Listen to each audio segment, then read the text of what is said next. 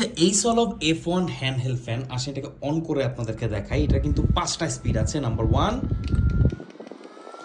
এইটা হচ্ছে এটা টপ স্পিড। দেখেন, এইটা ছোটখাটো একটা তুফান বলা যায়।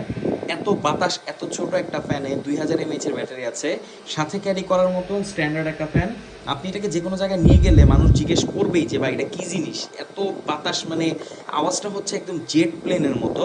আর এটা বিল কোয়ালিটি, ডিজাইন সব কিছুই ফিচারিস্টিক। এটাতে দুটো বাটন আছে, একটা দিয়ে কমাতে পারবেন, একটা দিয়ে বাড়াতে পারবেন। আর এমন না যে বাটনের প্রেস খেয়ে এটা বন্ধ হয়ে যাবে, কারণ এটার বন্ধ করার সিস্টেম হচ্ছে আপনি মাইনাস বাটনটি প্রেস করে হোল্ড করতে হবে, আবার অন করার জন্য প্লাস বাটনটি হোল্ড করতে হবে, দেন আপনি বাড়াতে পারবেন আপনার ইচ্ছা মতো।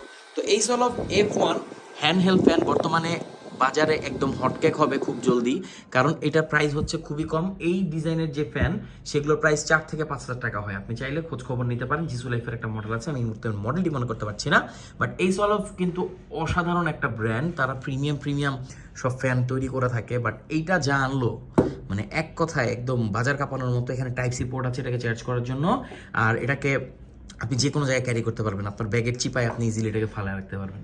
তো কেমন লাগলো এই সলাবের এই ফ্যানটি অবশ্যই কমেন্ট করে জানাবেন। আর এরকম একটা ফ্যান আপনার কাছে থাকা উচিত কি না আপনি বুঝতে তো পারতেছেন যে এই গরম ভাই। আর যারা পুরা মেকআপ করেন তাদের তো জন্য তো এটা মানে একটা আদর্শ ফ্যান।